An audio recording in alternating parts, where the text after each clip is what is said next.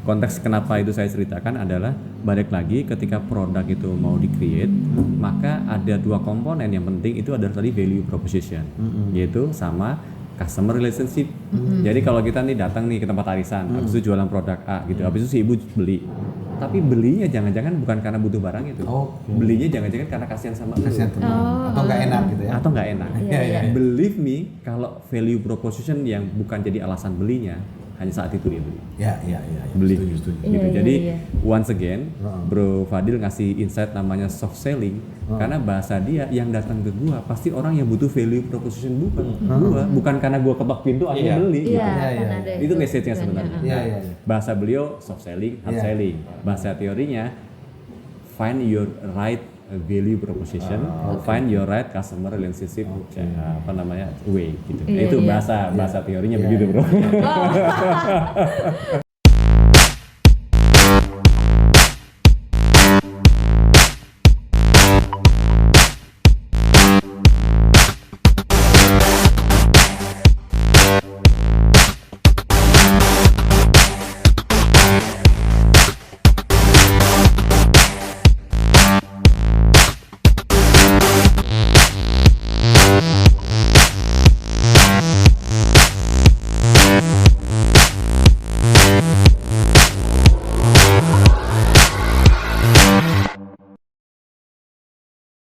Iya. Dan itu yang biasa kita lakukan di MSI kan konversi bisnis konvensional jadi digital, itu yang kita mesti tahu nih flow. Kan ada sekitar 40 lebih bisnis unit ya di MNC ya. Jadi beda bisnis unit, beda bisnis proses, cara kerja jadi beda. Makanya kita juga ada tim sendiri untuk menganalisa itu. Oke, apa yang bisa kita konversi, tapi kita akan sampaikan, bisnis lu udah sunset bisnis nih, sayang untuk kita konversi nih. Atau ujungnya nggak akan pakai. Makanya bisa jadi seperti itu juga. Makanya kita mesti tahu dulu nih, walaupun bukan kita ekspornya, tapi kita tahu dulu. Jelasin ke gue deh, lu mau ngapain sih? Iya. Bisnis lu ngapain sih? Iya. Itu baru kita bedah dari sisi KIT. Oh, ternyata butuh ini. Kalau sekarang ditanya, aduh bingung juga gue jawabannya. Ya, pertanyaan lu tadi parah. Oke, mungkin udah lumayan banget nih Bang. Iya, Malah iya. gue jadi kayak belajar banyak banget nih, ya kan. Nah, mungkin ini sih Bang Mas. Di SB harus. Enggak, emang dia tuh dari situ. Iya, Mas. S2 dia sambil bantuin Dakar. Waduh. Kalau gue sebenarnya kalau pengen kuliah, gue bukan pengen kuliah S2 ya. S1 tapi ngambil IT ya. Benar. Karena selama ini praktisi gue teorinya belum tahu ya. Benarnya seperti apa ya. Tapi lo masalahnya kalau kuliah nanti dosennya lu ajarin, Bro. Aduh. Sama kayak cerita si Alamanda. Waktu si dosen IT-nya ngasih PR, dia jawabnya pakai rumus yang terbaru. Tapi tetap dikasih E sama dosennya katanya. Karena dosennya belum belajar itu. Gue udah jawab tahu dikasih E atau I ntar. Oke. Mungkin kan langsung aja kali ya Bang ya, kita mau nanya nih Bang, karena kan gue masih penasaran nih sama yang tadi kita colek di awal gitu kan, sisi gelapnya e-commerce gitu kan, sama mungkin IT juga ada mungkin ya, karena kan mainnya kan data ya Bang ya, data customer gitu. Nah mungkin Bang Baktiar bisa nih Bang cerita ke kita sekalian pembelajaran buat kita nanti, terutama yang baru pengen memulai gitu kan. Gitu. Ya. Ini cerita berulang yang kita obrolin kemarin. Gak boleh nih, masa udah diceritain sih, gimana sih Bang? Tapi menarik, biar banyak orang yang lebih gitu. Itu kan bagian dari apa ya, kehati-hatian ya Bro ya. Atau biar kita ya mungkin security juga lah. Iya. Makanya Bro Bakteri sekarang di Unhan Bro. Gua ngajar juga di situ tapi energi security. Universitas Pertahanan. Itu Bang ngajarin security. Iya, gua ngajar energi security. Keamanan pangan. Keamanan energi. Ya, energi. Jadi gini, kalau kita balik cerita 3-4 tahun yang lalu, ada satu platform yang waktu itu luar biasa gencar, ya, dengan free ongkirnya. Ya, mungkin Farah nggak perlu nggak bisa baca gitu ya. Nah, ketika free ongkir itu membuat para tenan tuh orang yang mau jualan ya, datang ke situ kan, membuat orang yang mau beli juga datang ke situ. Kenapa? Gue beli barangnya senilai barang doang tanpa perlu ada ongkirnya lagi. Plus demikian si penjual dia dapat benefit tertentu karena barangnya nyampe kemudian tanpa dicas lebih. Pasti kan dia jadi punya harga yang murah kan gitu. Nah, siapa yang nanggung itu semua? Yang nanggung tentu si platform itu. Oke. Nah, platform itu dengan gratis ongkir keluar duit tuh. Iya. Terus gitu ya. Bakar duit lah gitu. Begitu bakar duit, apa yang dia dapat? Zaman itu kita nyebutnya big data. Zaman itu. Oke. Ya, karena dengan situ kita tahu bahwa ada 1 juta jilbab, ada 1 juta sepatu, ada 1 juta sarung, ada 1 juta peci yang dijual di situ, semua datanya tahu. Iya. Oke. Nah, kemudian si platform ini karena dia basisnya adalah kapital di luar negeri, ya dia bikin namanya holding atau konsorsium, kerjasama dengan satu negara yang scale of economy-nya bagus. Iya. Ya, nah, begitu scale of economy bagus, dia jual barang yang dia udah tahu datanya. Bro, kita join ya, bikin konsorsium ya. Konsorsiumnya nanti lo jual barang di tempat gua, di gua udah kelihatan nih 1 juta sarung, 1 juta peci dan lain-lain. Tadi udah tahu nih. Sehingga akhirnya konsorsium tuh dikasih tempat untuk jualan di sini. Dengan scale of economic-nya ini, kira-kira produksi yang lokal dalam negeri datang itu ke ini kira-kira bersaing mampu nggak? Udah berarti nggak bisa. Iya. Gitu. Nah, as a platform dia minus. Karena dengan gratis ongkirnya as a platform dia minus. Sebutlah minusnya Rp50. Tapi as a konsorsium dia untung 20. Iya. Nah, jadi dia masih tetap plus 15 as a konsorsium. Oke. As a platform, dia perusahaan ada di Indonesia. Kalau minus bayar pajak nggak bro? Ya nggak bayar. Kagak bro. Yang siapa yang menikmati pajaknya bro? Negara sana bro. Yang memiliki kapital asalnya gitu. Yang plus 15 tadi ya. Yang plus 20. Karena di kita minus 5 bro. Support lah ya, support. Gitu. Tapi mereka kan konsorsium kan gitu. Tapi konsorsium nggak di sini bro. Konsorsium di sana. Iya. Poinnya kan di situ ya. Exactly, itu rute pertama. Jadi di balik semua kecanggihan yang Bro Fadil sebutkan mengenai IT tadi, Bro Fadil ikut berkontribusi membentuk data tadi yang dimanfaatkan untuk bisnis. Iya benar. Satu. Gue harus menafikan itu gue. Jadi di banyak literatur India 2000, gue baca literaturnya mungkin 2008 sih ingat ya di literaturnya baru gue baca beberapa tahun yang lalu, tapi itu literatur 2008. Bahwa platform e-commerce is a good ways to make a tax evasion. Itu cara terbaik untuk membuat pelarian pajak atau penghitungan pajak. Gitu. That's the dark side nomor 1. Iya. Oke. Tapi itu benar-benar iya gitu kan ya. Secara tanpa sadar ya Bang ya. Exactly. Itu satu. Yang kedua, setelah dia punya konsorsium itu ya, platform ini karena sudah punya sama-sama konsorsium dengan negara situ, gua Bahtiar atau Farah pesen barang di platform X yang di Indonesia itu tuh mirror ke platform yang ada di sana itu. Mirror itu, iya bro. Jadi mirror barangnya, jadi lo pesen seolah-olah kayak membentuk transaksi di sini, tapi sebenarnya barang yang lo beli di sana. Gitu. Iya. Nah supaya ongkirnya nggak mahal nih ke sini, ongkirnya nggak mahal. Nah caranya adalah lo mesti bikin another company di konsorsium yang sama. Sebutlah company A di situ, ya. Kemudian dari PT di konsorsium A tersebut jual ke PT A di konsorsium yang sama kan trading. Nah, terus lo bikin PT lagi di Indonesia sini dengan PT yang sama dengan PT A ini. Sehingga waktu lo kirim ke sini itu bukan impor, tapi delivery. Oke. Begitu lo delivery, lo nggak perlu bayar pajak impor lo. Iya. Wow. Ini orang bank masalah. Gitu. The dark side of nomor 2. Iya. Oh, ini kebuka banget Bang, jadinya iya juga gitu kan ya. That's sekarang ada platform yang begitu. Dan gue ikut trainingnya bro. Iya. Cuman tetap. Cuman gue kadang-kadang ada itu tuh. Hidup gue gak panjang gitu. Jadi suatu gue ya. Gue khawatir pertanggungjawaban atas apa yang gue perbuat sih. Iya. Tapi kalau mau menikmati dengan cara kaya cepat sih mudah sebenarnya. Betul. Iya. Nah itu dari nomor 2. Kemudian yang ketiga itu adalah ketika platform itu existing ada di sini. Nah tadi Bro Fadil di awal banget cerita mengenai B2C, C2C dan lain-lain. Bisa dibayangkan nggak bahwa dengan transaksi itu semua makanan kita itu, maka akan ada satu platform yang tahu persis berapa jumlah tepung terigu yang dibutuhkan di Kecamatan Dermaga. Jauh lebih tahu dibandingkan Camat Dermaga. Dari mana dia tahu? Dia tahu dari martabak, bakso, itu kan terigu semua isinya. Ya kan? Ketika diproksikan, bahasa kerennya diproksikan ke orang Pateta. Diproksikan, ketemu tuh berapa terigu. Begitu ketemu terigu itu, maka dia bisa bikin gudang di sini. Oke. Siapa yang akan dibunuh kira-kira pertama? Yang pertama dibunuh ada semua sub dealer yang selama ini menjadi penjual terigu bagi si apa-apa martabak itu. Itu yang dibunuh pertama. Suppliernya ya. Suppliernya Supplier pertama. lokal ya. Supplier lokal yang dibunuh pertama dulu. Itu cara bunuh pertama. Bunuh kedua adalah semakin besar size-nya, dia bikin aja per kabupaten semua. Oke, siapa yang dibunuh? Dealer di kabupaten itu. Oke.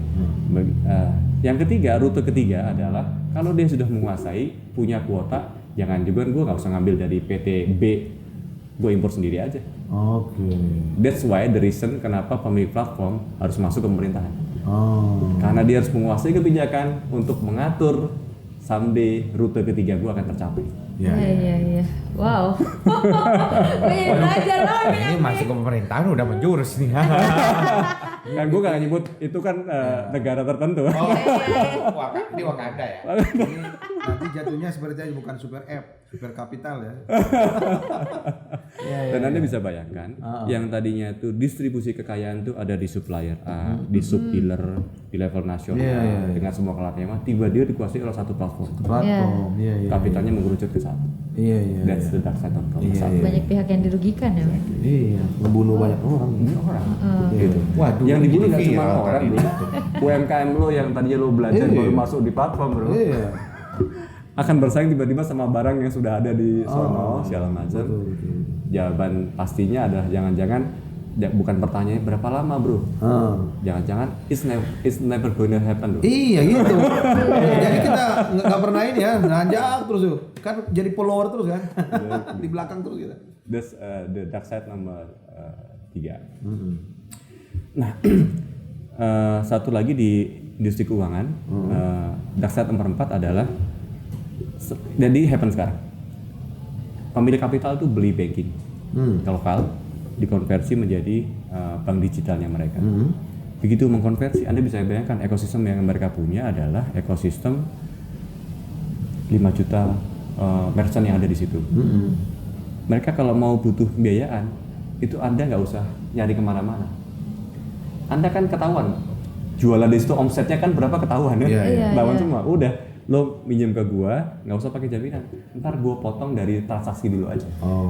Enak kalau jualan di e-commerce tanpa perlu modal. Kayak seluruh lancar bener gitu. Minjem tanpa harus perlu jaminan kayak lu zaman kita tuh sertifikat rumah lah. Satu bank digital tumbuh 1000% dalam 1 tahun di konsorsium platform tersebut.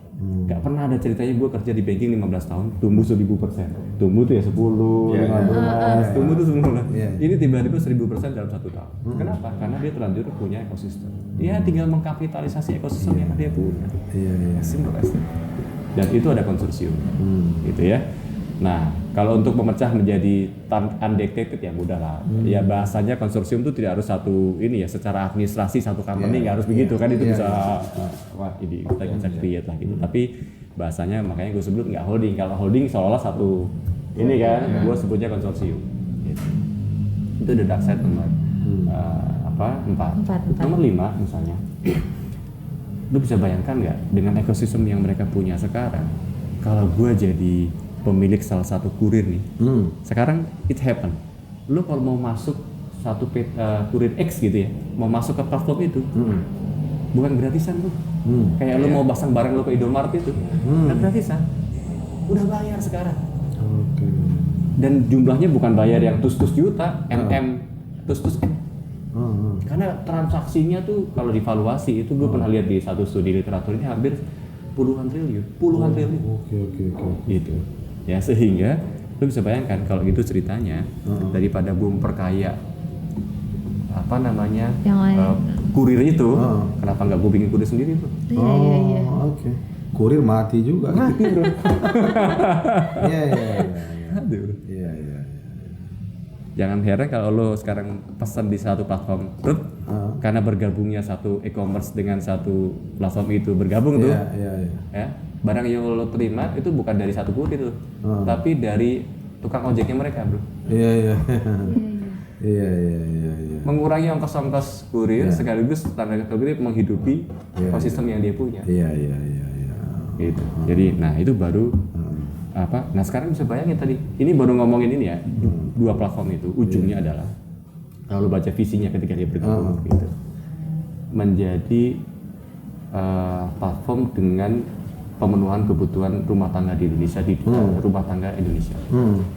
Kalau baca BPS, kebutuhan rumah tangga di Indonesia itu kira-kira sekitar 990 sekian, hampir 1 juta per rumah tangga.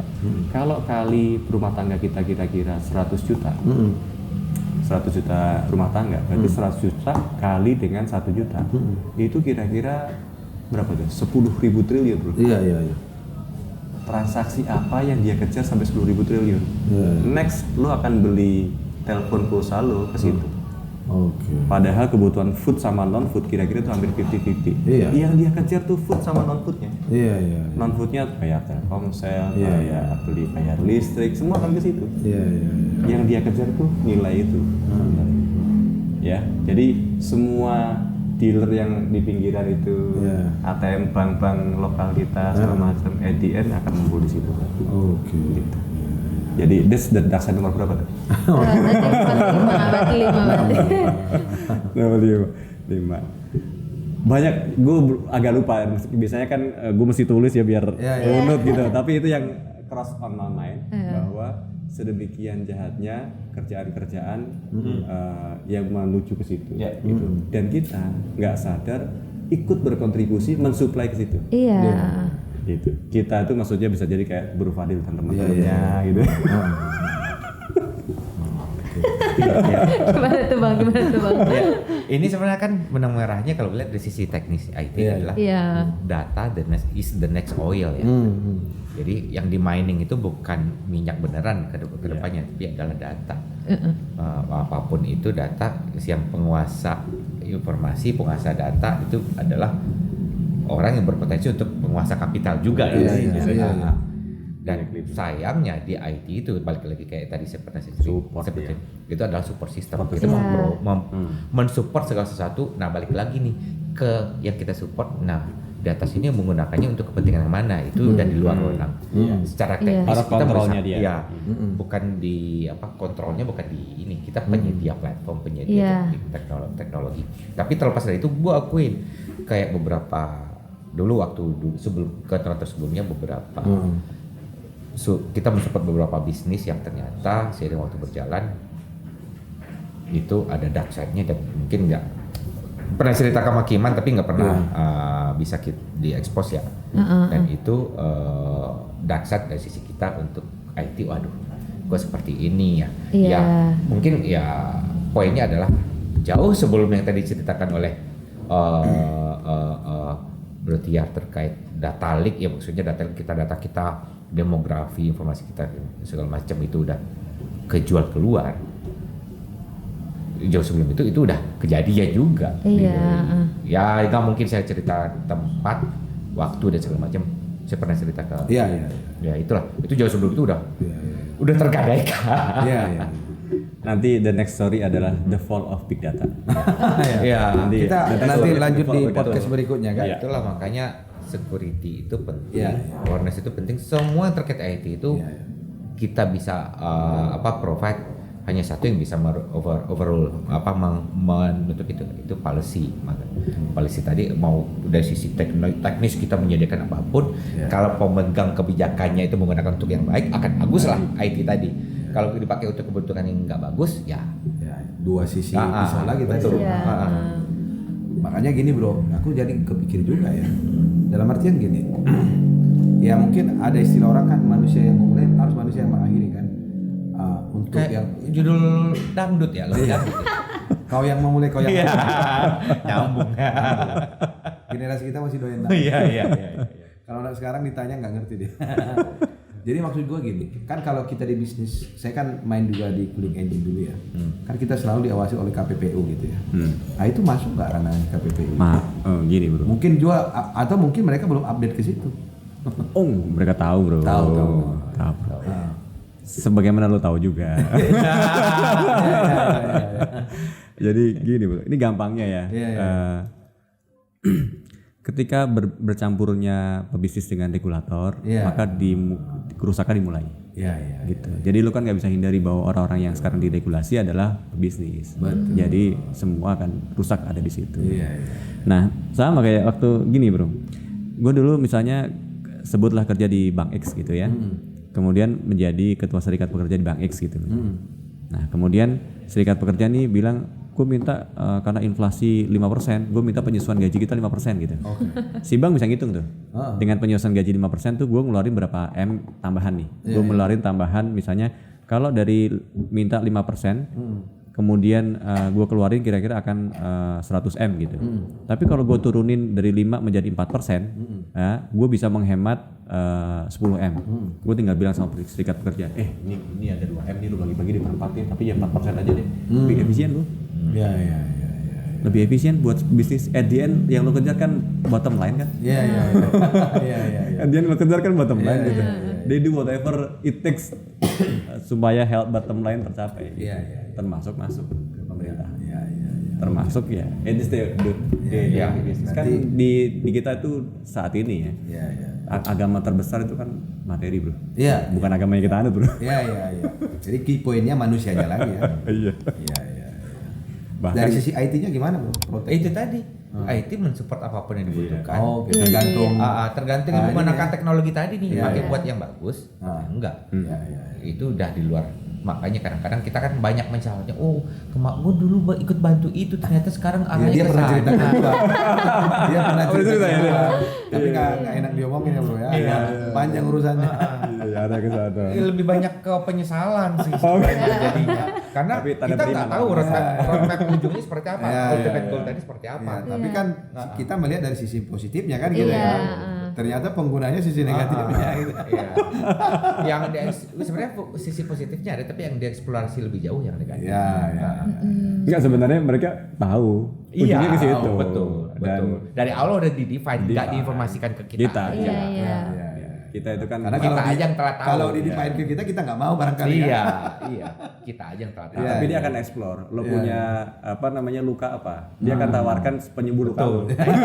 Value proposition tadi. Sampai apa lo ya bang? Tapi di titik tertentu kayaknya gua salah ini. Oke. Tapi emang kadang tuh butuh gak sih bang perkembangan tuh kita ya butuh seperti ini gitu kan. Tapi kita nggak tahu belakangnya seperti apa sisi gelapnya gitu kan. Ya makanya ini di sini kita bicarain gitu kan ya bang. Karena nggak semua orang tahu gitu kan. Terutama orang-orang yang nggak terlalu pengen tahu lah masalah itu gitu kan. Ternyata ada aja gitu kan ya. Tapi karena kita lihatin dari sisi positif, ya udah jadi fine aja gitu ya sih. Cita-cita gue bro, punya platform namanya social fintech yang mengakomodasi apa yang kita butuhin dan itu dimiliki negara bro. Biar nggak lagi jual data, itu sih cita-cita luhur bro. Kenapa kita ngasih BLT? Kenapa nggak ngasih gratis ongkir aja? Iya. Jauh lebih murah bro daripada ngeluarin BLT. Lebih murah daripada program-program macam-macam. Dan menghidupkan ekonomi kenapa? Karena yang dikasih kain kan bukan ikan gitu. Nah, menarik. Secara teknologi itu bisa di-deliver, tapi secara policy-nya intinya kita 34 harus masuk di regulator. Karena nextnya kita akan undang regulator di sini. Jadi Bro Atang dengar ya. Jadi kami ini angkatan 97 angkatan reformasi. Iya betul. Kita itu berjuang sampai ke ini nurunkan MPR dulu ya. Tapi setelah sekian ini benar nggak kita mereformasikan itu? Iya. Dan itu memang kita harus ada di semua lini kalau menurut saya. Ya ada di regulator, ada di kayak gini praktisi gitu ya, ada di akademik gitu bro ya. Sama juga harus ada di bisnisnya, biar ada yang modalin nantinya. Ada yang modalin, ada yang mesti dari sisi komersilnya, saya siap bantu dari sisi komersilnya. Semuanya visi-visi ya. Bro, lo modalin, nggak usah modalin, maksudnya bikin supaya dosen atau siapapun pengajar itu atau ulama sekalipun tidak memperdagangkan ilmunya. Itu. Jadi bikin kita sejahtera bro. Betul. Kita nggak minta Fortuner enggak. Yang penting ke kampus tuh adalah kendaraan. Makanya gini, ini agak sedikit juga melenceng ya. Dulu saya ingat tuh, ada tulang saya dulu di Malaysia ya. Dia dosen di International Islamic University gitu ya. IUM. Jadi ya memang di sana mereka sejahtera. Mesan Mercy itu BMW itu langsung ke Jerman dia bisa. Ya wajar saja lah mereka. Ya mungkin dari sisi keilmuan juga cepat ya, karena dosennya fokus bagaimana membangun kualitas ya, mengisi dia dan sehingga yang disampaikan juga bagus. Di kita kan kebalik bro, ya kan? Gua kan jadi ngajak Farah tuh ke PTX yang kerja sama itu kan jadi jadwal ngajar gua terganggu, gua reschedule ngajar gua. Dan secara terpaksa kadang-kadang itu kita harus lakukan, ya kan? Masa istilahnya probaktier dosen apa namanya itu? Gua ngerasain dulu. Ngajar gua kan pernah ngajar Universitas Pancasila ya. Malu kita sebagai dosen sama lihat mahasiswanya kan. Mahasiswanya duluan ya Pak gitu. Kita masih gimana gitu. Dia aja udah pakai mobil apa kan gitu ya. Nah, itu memang ini sisi lain lah ya. Biar tadi itu jiwa-jiwa yang tadi itu semua berdiri pada on track ya kan. Tadi yang gua misalnya tarik benang-benangnya kan oke, kalau misalnya anggaplah KPP udah mengetahui itu, tapi dia tidak tergoda untuk anggaplah misalnya cincai dengan itu kan harusnya kan tidak kejadian kan. Ada batasan-batasan yang anggaplah misalnya bisa dipotong, di-cut kan gitu ya. Karena kan pada akhirnya kalau sebenarnya kalau menurut saya ya, dia pun lanjutkan itu, suatu ketika dia akan hancur juga. Iya kan? Dia akan hancur juga. Yang ingat bro. Jadi yang penting dosen itu bisa fokus dan waktunya cukup ya untuk ngajar ya. Gini bang, kok begini bang? Jangan lihat tangan saya, kan kita diskusi, waktunya cukup ya. Waktu ya bang. Oke, menarik nih ini Menarik ya, banget, ya. Bang. Tapi gini lah bro ya, ini mungkin yang terakhir lah ya. Iya, Satu, mungkin yang kita bertanya terakhir ini, nextnya gimana ini? Perkembangan IT kita ini kan. Kedepannya menurut Kedepannya akan abang-abang seperti nih. apa kita gitu? Apa jangan-jangan misalnya, saya nggak tahu ya. Kalau misalnya kita kadang-kadang nonton apa ya, film-film gitu ya. Pilih-pilih atau upin-ipin bang? Ya kan istilahnya ya mungkin juga ya suatu ketika mungkin seperti tadi orang udah berhasil di artificial network, IoT-nya udah jalan ya kan, nanti kan udah terdeliver juga ke robot. Karena yang gue lihat misalnya kayak di Jepang, ada sebuah kafe yang melayaninya udah robot semua ya. karena robot itu udah diisi dengan artificial intelligence kan gitu ya. Chip. Ya, nextnya kira-kira seperti apa nih? Minimal untuk Indonesia lah. Kalau gua ini bukan berarti gua anti ya 4.0, 5.0 enggak. Gua bukan anti.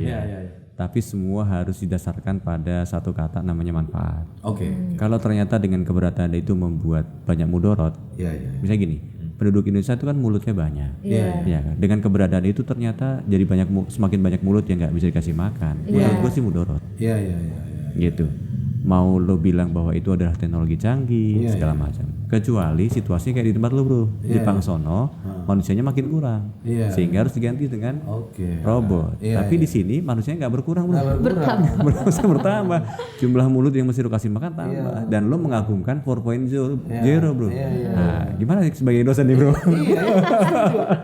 Jadi gitu, mau dia bro. menciptakan robot, manusianya terus kemana ya? Iya, itu maksud gua. Jadi mungkin akan ada satu titik di mana kita juga mencapai level itu bro, di mana kita akan pakai teknologi itu tepat guna pada waktu dan tempat yang tepat gitu. Cuman menurut gua nggak sekarang. Dan hebat salahnya nih bro, kita di lembaga yang dipaksa untuk ikut-ikutan menyiarkan 4.0 bro. Jadi kan gini ya, ya ada istilah, kami kan orang teknik pertanian. Dibuatlah smart farming, precision farming lah segala macam ya kan.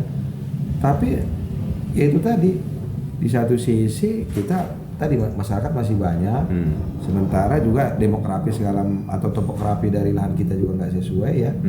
Akhirnya yang gue lihat sih mungkin kita jadi tempat jualan teknologi orang aja, iya kan? Karena gue lebih setuju kita teknologi tepat guna, gitu ya. Nah, tapi itu bisa aja persepsi kita ya. Kalau Bro Fadil gimana? Nextnya nih. Gue langsung inget nih.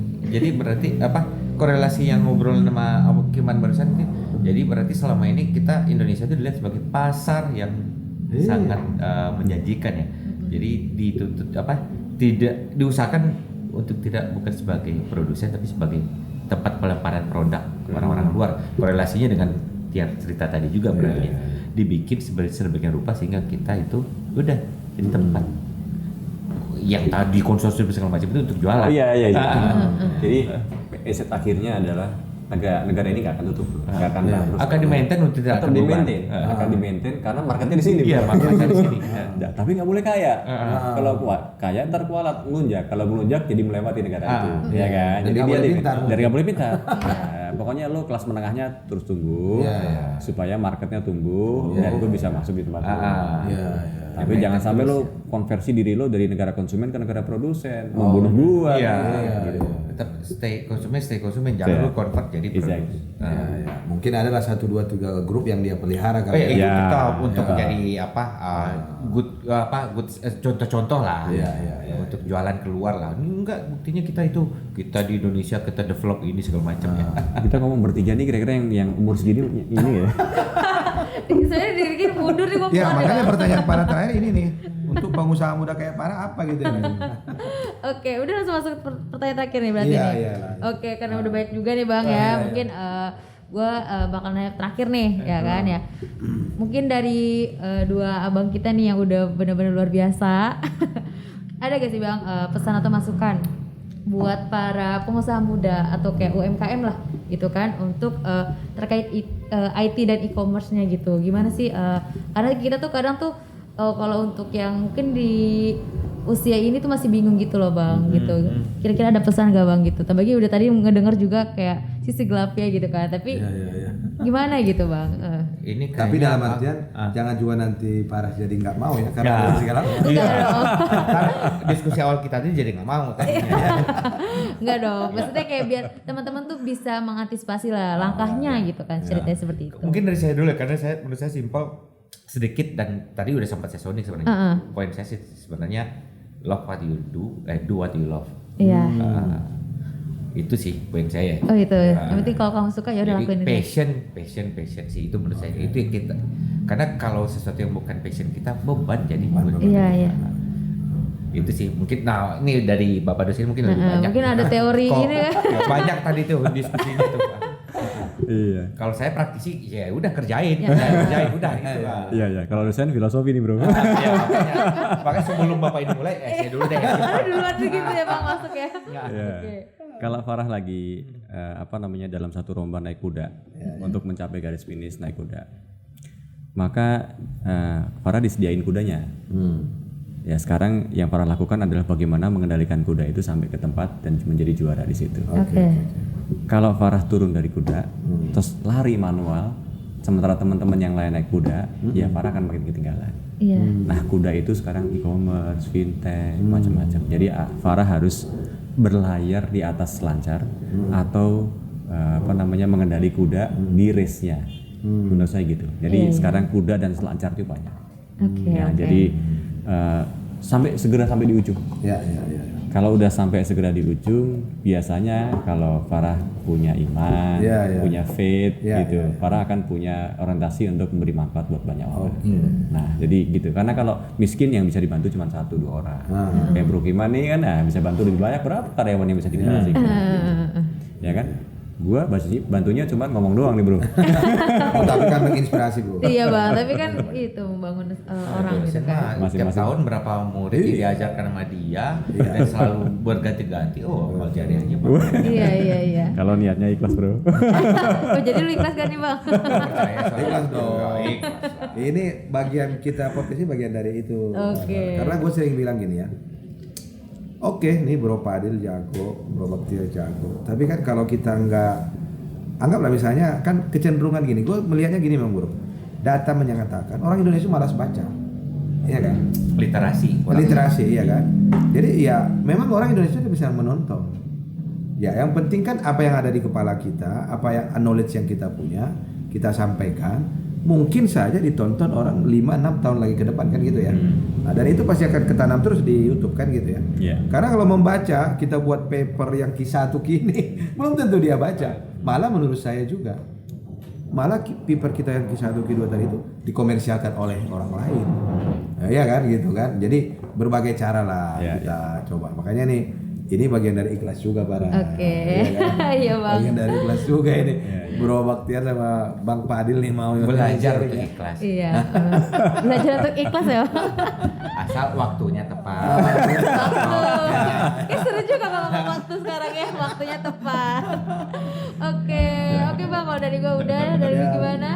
Iya, terima kasih sekali ya Bro Fadil, Bro Baktiar. Ini perjalanan kita kan nggak terasa nih ya, udah sekian dan memang ini ya perlu kita sharing lah ya ke teman-teman 34 dan juga adik-adik kelas. Iya benar banget. Jadi memang kita gini, saya memang nggak tahu ya, mungkin dari mahasiswa juga kita artinya perjalanan hidup kan panjang ya, sekolah ini itu.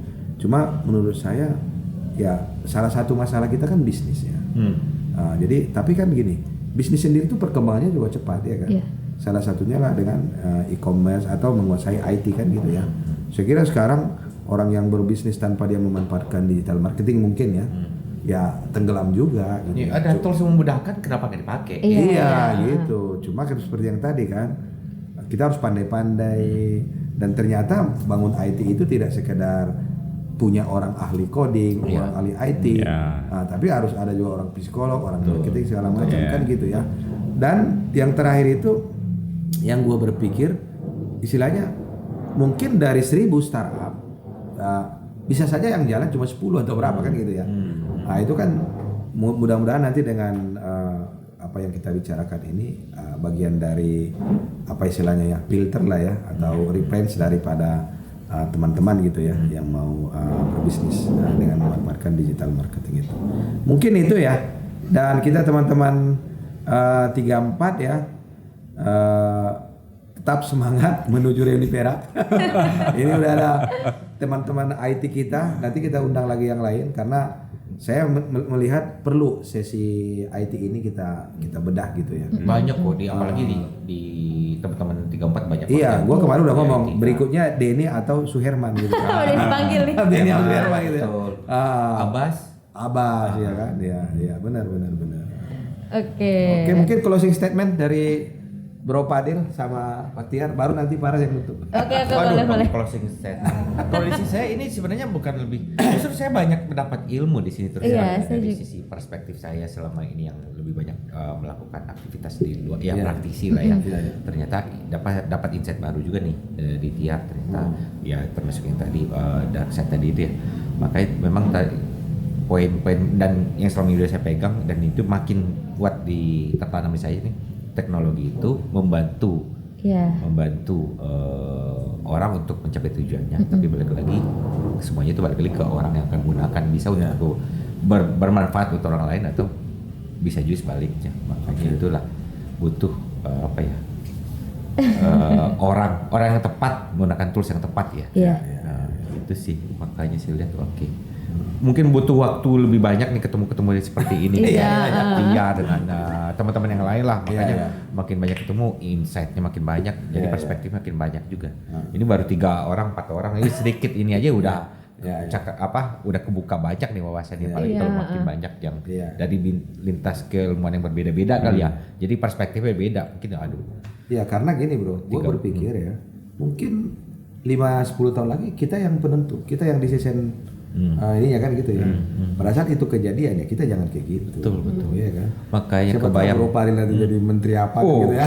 Apa Bro Baktiar ya, Bro Fadil jadi menteri agama aja. Komisaris utama apa Telkom ya kan. Nah, bisa dong. Makanya bercermin ke kita ya 34 ini heterogen banget ya dengan saat yang ya kan kalau di grup kita lihat sih kan ada kerja di mana. Ini satu potensi potensi yang bagus banget untuk di ini nih. Sebenarnya kalau ngumpul mungkin bukan di monetize bukan dalam bentuk materi ya, tapi diskusi-diskusi seperti ini yang buka cakrawala terkait sesuatu hal ya. Ini kayak baru saja banyak banget ilmu yang saya dapat dari Tiar nih, dari Kiman juga. Makanya ini 34 lah bagus lah untuk kedepannya nantinya mudah-mudahan. Iya. Baktiar. Waduh, ngomong apa nih?